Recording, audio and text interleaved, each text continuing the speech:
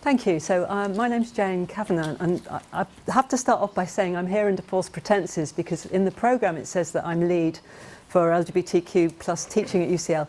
No such position exists. So I'm not lead for LGBTQ plus teaching. What I am is lead for medical ethics at UCL, and I'm a sexual and reproductive health clinician. I work at Homerton and Archway as well. This slide just kind of outlines my professional life, but I'm here in my capacity as the chair of the newly formed Equality, Diversity and Inclusion Committee at the medical school, and I've also been a member of the UCL staff LGBTQ+ Equality Advisory Group for about 6 years now, so that's why I'm here. These are I can't resist the diversity project, so these are just some of the other projects I'm involved in.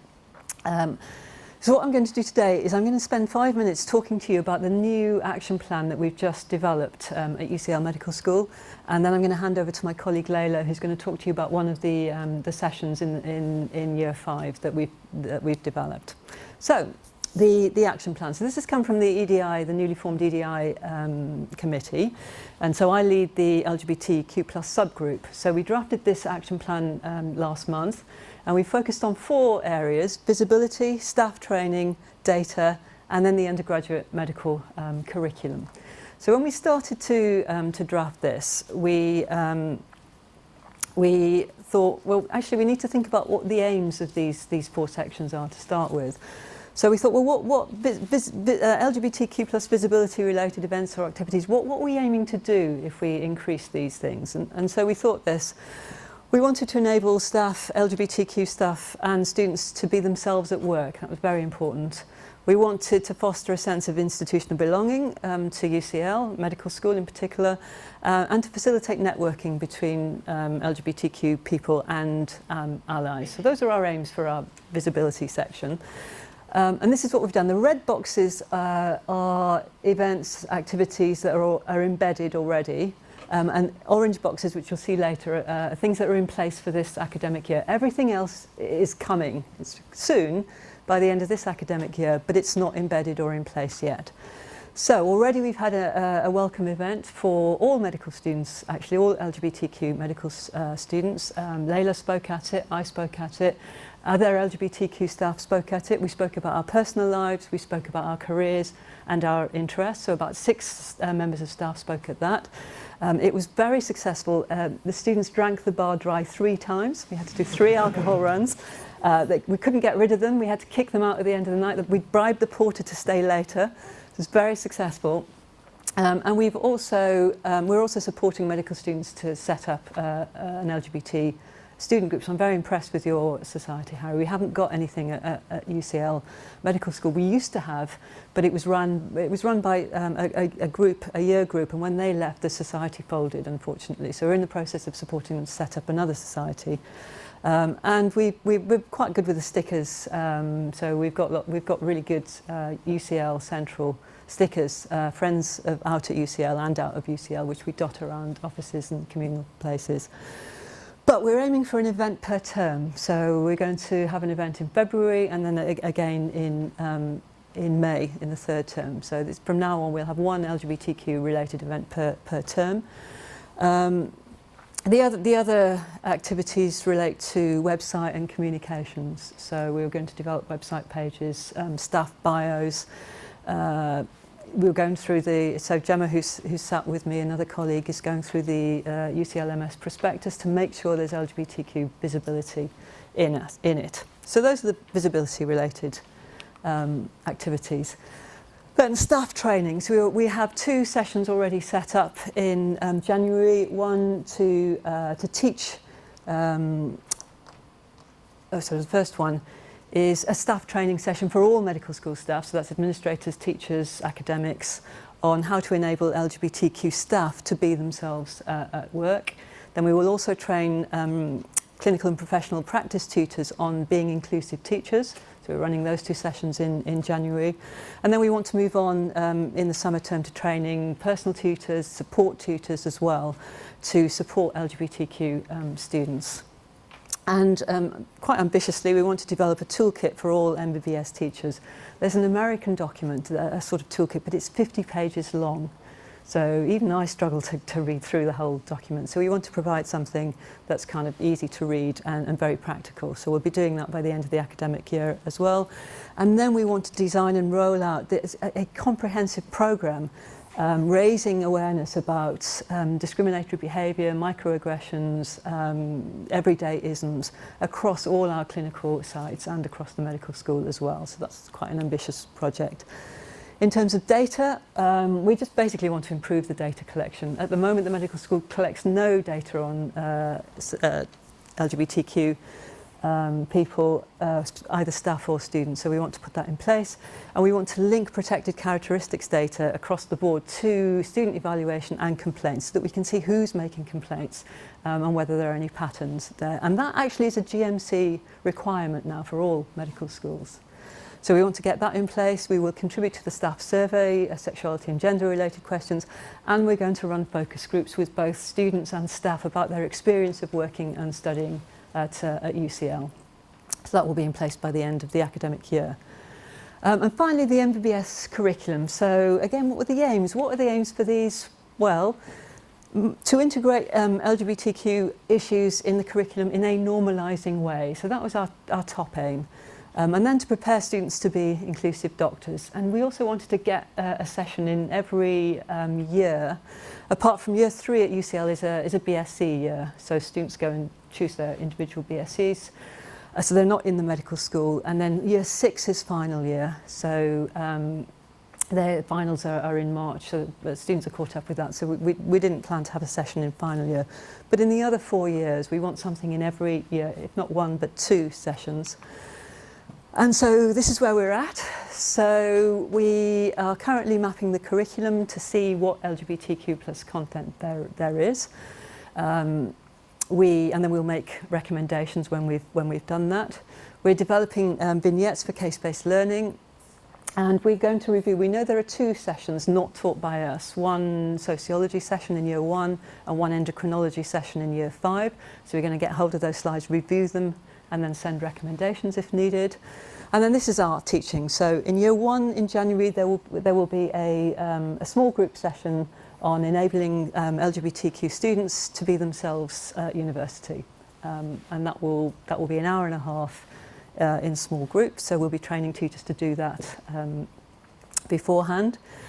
Year 2 is in development. So in year 2, we'll have a session on LGBT people's health needs with patient educators and the underlying principle that LGBT people need to be treated equally but not identically. So that will be placed in year 2.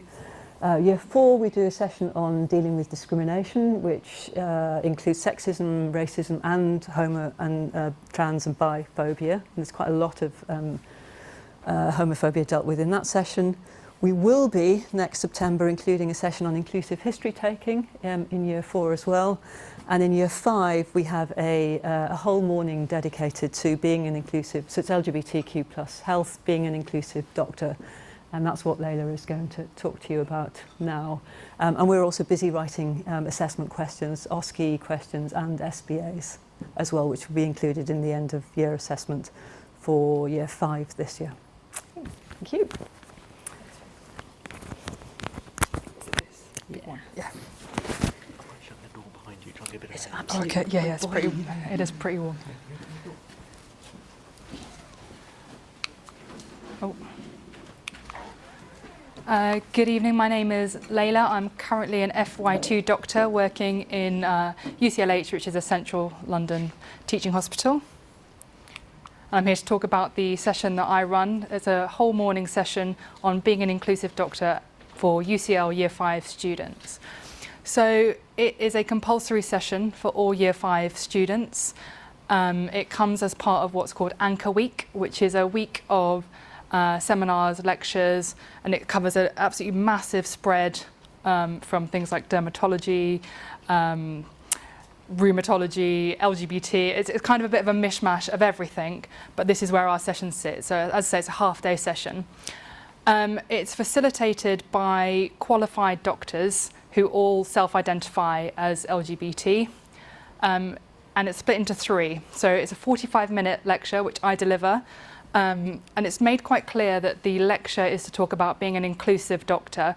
It's not 45 minutes does not nearly do justice to the wealth of health needs that affect our community, and it's clear that that's not the point of it. Afterwards, we have a visitor session where a patient educator will come and speak about their experiences, good and bad, unfortunately largely bad, with healthcare. And then we split into small groups facilitated by the doctors to go through scenarios and how to deal with inappropriate or discriminatory language that we might all hear in our clinical practice. So this is an example of one of our visitors. This is Laurie. Laurie is non-binary and spoke about their experiences with healthcare, gender identity and transition. Laurie spoke for about 10 or 15 minutes about their journey and then took questions from the lecture. The way we did this, we used Slido, which is a free-to-use web program. Students submitted questions on their phones, which came up on a screen that I could see. Any inappropriate questions, I just wouldn't ask Laurie, but actually it turned out that never happened. All the questions were incredibly thoughtful. And in our feedback, students commented repeatedly on what a good way of doing things this was. It enabled them to ask questions they would have felt too shy or embarrassed to ask in sort of an open forum. Laurie's session was by far and away the most popular of the day. I didn't take any offence at that. Laurie is a wonderful speaker, and 97% of students surveyed said that Laurie's visit significantly improved their understanding of LGBT health issues. So just going back to what you said, Harry, our experience does bear out what you said, that patient educators are a huge part of education and teaching in this. So then we split into the small group sessions led by the doctor facilitator, and we go through some case studies, and this is quite interactive. We start with some case studies that start out quite clinical. So for example, one is we have a trans male patient in ED who presents with an acutely tender abdomen. We ask students to think about differential diagnoses, which is a really good sort of icebreaker, because when students are quite nervous about LGBT health issues or have no experience, by this stage in their education, they feel quite comfortable talking about the acute abdomen. So it's quite a good way in. And then we start thinking about different things we might need to think about with our trans patients, discriminatory language and behaviour. So it's a good sort of in for that. We also have a case study where there's a lesbian teenager with a mother who is keen on conversion therapy, which is a really difficult topic, but our students engage with it incredibly well, and that also leads us into interesting discussions about safeguarding and our duty of care as doctors. And then the part of the session that I actually enjoy the most is I ask students who in the room has ever heard an inappropriate or discriminatory comment during their time at medical school, and every single hand goes up, which is quite disheartening, obviously, but it's a really good sort of conversation starter. And then we deal with formal processes of how to escalate behaviours that are specific to UCL, and then we talk about practically when you're an F1, F2 doctor, how you deal with these things, recognising things like hierarchy and professional boundaries that do make things really difficult to be to challenge these behaviours and ways of getting around that. We take studies before and after the sessions, and we compare how students feel. It's mainly sort of their confidence in how they feel about dealing with LGBT health issues before the session and after it. So one of the questions we ask is how students agree or disagree with the statement, "I would feel confident in taking a history and examining an LGBT patient, including using appropriate terminology." Before the session, 51% agree or strongly agree with that statement. And after the session, it goes up to 78%. So that's really sort of heartening. We've got loads of data, but I just included a few that I thought were interesting. I would feel confident using appropriate terminology to describe gender identity. before 31% of students agree or strongly agree with that statement, and after that goes up to a massive 85%. So that's my favourite one. I found that really heartening. But also, so I'm on Twitter, and this is a message that I got in my private inbox on Twitter from a student who'd attended the session. I'll just read it out. So it says, "I'm bi but not out at all, and I was with a friend who is gay. We both felt the teaching was handled really well and felt valued and respected as future LGBT doctors. We also both felt that we learnt more about how to care respectfully for trans patients. Thank you. It meant a lot to us in the audience." So, I mean, I actually had a little tear when I read this message. But it's important to remember as well that we are all future clinicians, or current clinicians in my case, and we have patients that we have duty of care to as well, but also to remember that we do work in a conservative profession, and for a lot of people it's really difficult to be out and their sort of authentic selves at work, and it's important that it's embedded early at medical school that this is important and that we value this and we value you as LGBT doctors and clinicians. So just thought this would be a nice way to end. Thank you.